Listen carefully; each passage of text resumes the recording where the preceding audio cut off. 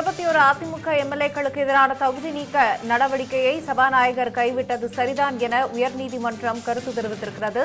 சபாநாயகரின் நடவடிக்கை சரியே என உயர்நீதிமன்றம் அதனை உறுதிப்படுத்தியிருக்கிறது. விவரங்களை அண்மை செய்தியாக பார்க்கிறோம். தகுதி நீக்க நடவடிக்கைகளை கைவிட்டு சபாநாயகர் பிறப்பித்த உத்தரவை எதிர்த்து தாக்கல் செய்த வழக்கு தள்ளுபடி செய்யப்பட்டிருக்கிறது. இது தொடர்பான கூடுதல் விவரங்களை செய்தியாளர் செந்தில்குட்டி வழங்க கேட்கலாம். செந்தில்குட்டி, வணக்கம். இந்த விவகாரத்தில் உயர்நீதிமன்றம் தன்னுடைய கருத்தை பதிவு பண்ணியிருக்கு இல்லையா? என்னென்ன விவரங்களை உயர்நீதிமன்றம் முன் வச்சிருக்காங்க?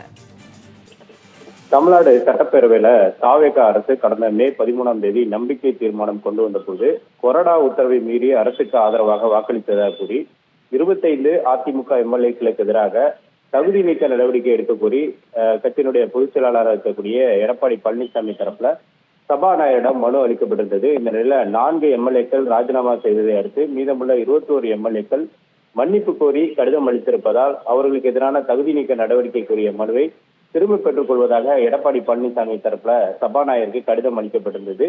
இதை ஏற்று சபாநாயகர் 21 எம்எல்ஏக்களுக்கு எதிரான தகுதி நீக்க நடவடிக்கைகளை கைவிடுவதாக பிறப்பித்த உத்தரவை ரத்து செய்ய வேண்டும் என்ற ஒரு கோரிக்கை வைத்து வழக்கறிஞர் செல்வகுமார் என்பவர் பின்னர் உயர்நீதிமன்றத்துல ஒரு வழக்கை தாக்கல் செய்திருந்தார்.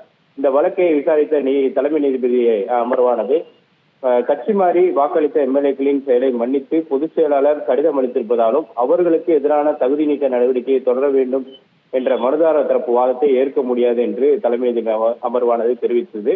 சட்டப்படி 15 நாட்களுக்குள் அவர்களை மன்னித்து கடிதம் அளித்து விட்டதால் தகுதி நீக்கம் என்ற கேள்வியே எழாது என்பதால் அவர்களுக்கு எதிரான தகுதி நீக்க நடவடிக்கையை சபாநாயகர் கைவிட்டது சரியான நடவடிக்கை தான் என்று கூறி இந்த வழக்கை தள்ளுபடி செய்து தலைமை நீதிபதி அமர்வானது உத்தரவு பிறப்பித்திருக்கிறது.